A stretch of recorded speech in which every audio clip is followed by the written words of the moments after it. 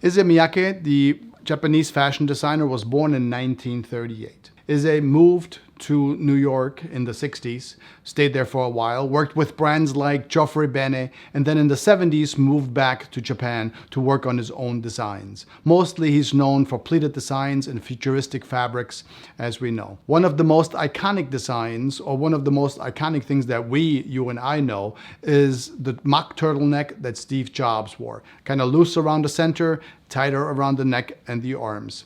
Very iconic Steve Jobs. Like many designers, Issey Miyake also had a fragrance line. I have some in my collection, and in this video we're going to go over about 10 of these that I think are the best ones, at least to my nose, as a little homage to the late Issey Miyake.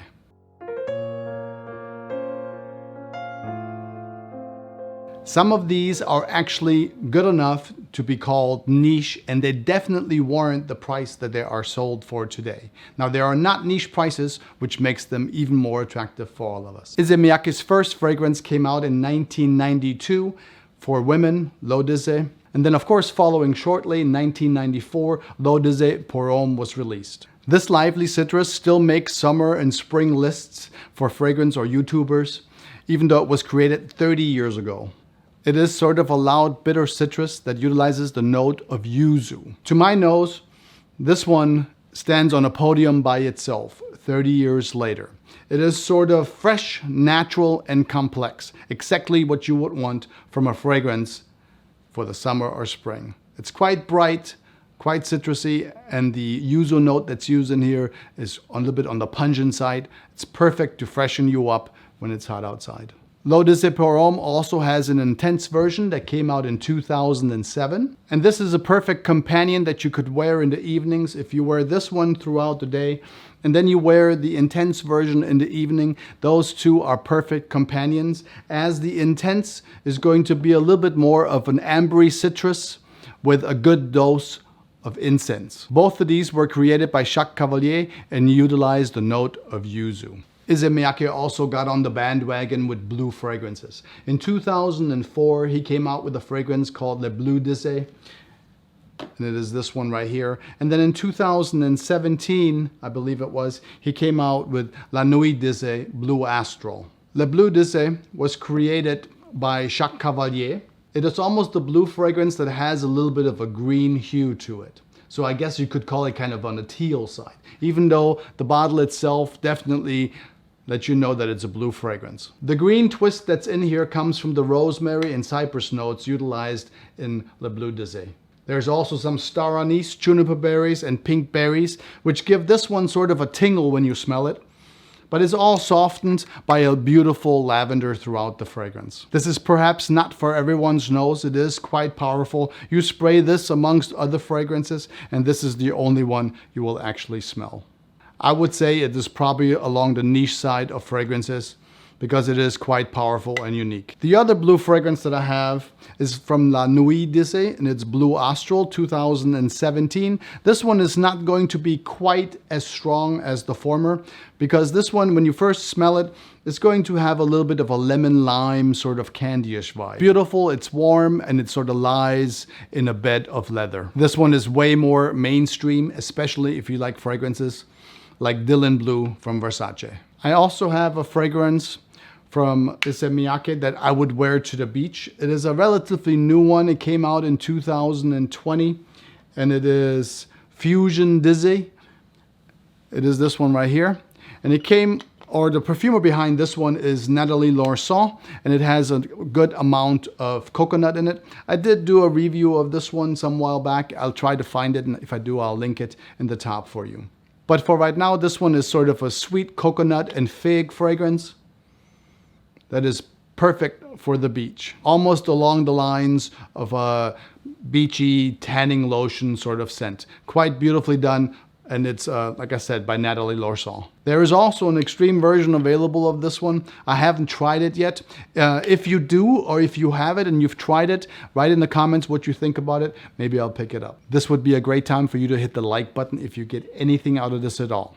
Maybe even subscribe for more fragrance content. I would love to have you on board. I want to thank you in advance. Thanks. Issey Miyake doesn't only do summer fragrances or fresh fragrances. It actually does quite a range of fragrances all throughout. Some are warm and some are even incensey. I think, in my opinion, that the house Issey Miyake is severely underrated, and some of the best quality ingredients are used and perfumers are utilized to create amazing fragrances for this house. One of the most unique fragrances in the style of Issey Miyake is a fragrance called Noir Argent. This one, in my opinion, can rival brands like Amouage, Dolce & Gabbana, Armani. It's along those lines, if you will.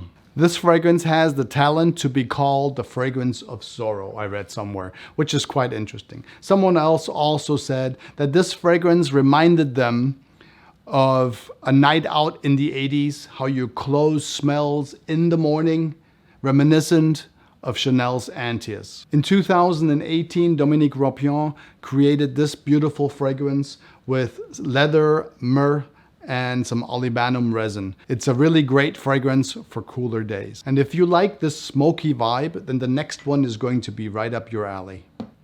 L'Eau de pour Homme, or Encens, was created by Christophe Renaud. And look at this beautiful packaging right here. You actually open it like this and the bottle is laying right inside. Quite beautiful.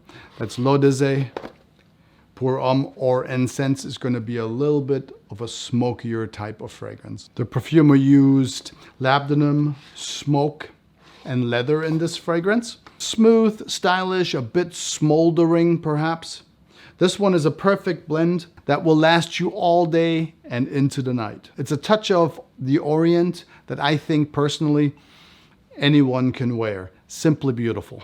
The only thing about this one right here is that it's a bit harder to find. Sometimes it is at sellers and sometimes it isn't. So you got to kind of keep your eyes peeled. And if you do see it, get it. If you like the sort of darker, smoother, smoldering scents. This one, simply beautiful. Another one that is quite hard to find, but if you do, you should pick it up.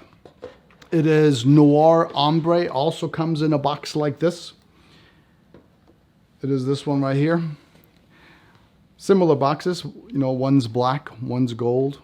This one has the same perfumer and as or Encens, except it doesn't have any smoke in it. Beautiful fragrance, created in 2016. And this is so good. It has some cinnamon, some nutmeg. There's going to be some warm vanilla, and it's all sort of lined again in a bed of leather. So we got cinnamon, nutmeg, leather, and some warm vanilla. Beautiful fragrance. You can wear this one just about at any time, even though I do think it also leans a little bit to the cooler days or maybe evenings. This would be a great scent for a date, I think. This Amber Delight is one of my favorite amber fragrances, period. It kind of reminds me a little bit of Dolce & Gabbana, the Orientals, a little bit harder to find in the US. But it kind of reminds me a little bit on that line. Even though I think that Noir Ambre by Issey Miyake, I like it just a little bit better than, you know, the Dolce & Gabbana fragrances. It is worth the wait if you can find it. And if you're like, you know what, I don't really want too many fragrances from Issey Miyake. I would just like to have one that sort of like covers a lot of the areas of, you know, this famous designer. Then I think this 2020 release, which is a new one from Issey Miyake, or relatively new, kind of hits a lot of the little areas that we've touched on so far in the darker, not in the brighter areas, but in the darker areas. The one that I'm talking about is called Polaris. And it was created in 2020. And it still has some amber and some vanilla in this one, but it is amped up with a little bit of agar wood, which is oud. Now the oud in here is not huge and, you know, really, you know, smoky and dense and all that sort of stuff. Not really. It's quite pleasant, and it gives it a nice warm woody scent. Polaris to me is sort of a blend between or Encens and a little bit of Noir Ambre, with a slight little tickle from the black pepper, and there's also some cypress in here. So you're gonna have a little bit of a tickle, sort of a little bit of a brighter little feel from it, but it is absolutely beautiful from 2020. Now these are all a little bit harder to find nowadays. I'm not sure what's going on, but if you can find this, it's a good pickup because it has a little bit of the other two sort of in it, and it's starting to get a little bit powdery. And like I said, there's a little bit of powder in there, which is my next fragrance. There's actually a lot of powder in the next fragrance. And this one was actually created in 2019. Can you guess which one it is? Come on. Which one is it? 2019 powdery scent from Issey Miyake. Okay, I'll tell you. It is Pulse of the Night. Nuit Issey Pulse of the Night has Chiara incense in it that's sort of mixed with amber and vanilla. This powdery, creamy scent kind of gives me a little bit of a vibe that I would get from a Penhaligon scent. There's also a leathery base in here that has some wood and some vetiver in it, which gives it a little bit of a maturity.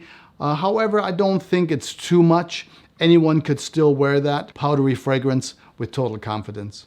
No matter which fragrance you get from Issey Miyake, you can be assured that you smell amazing and unique. The fragrances are created with the best quality ingredients and created by some of the most incredible perfumers that the world has today.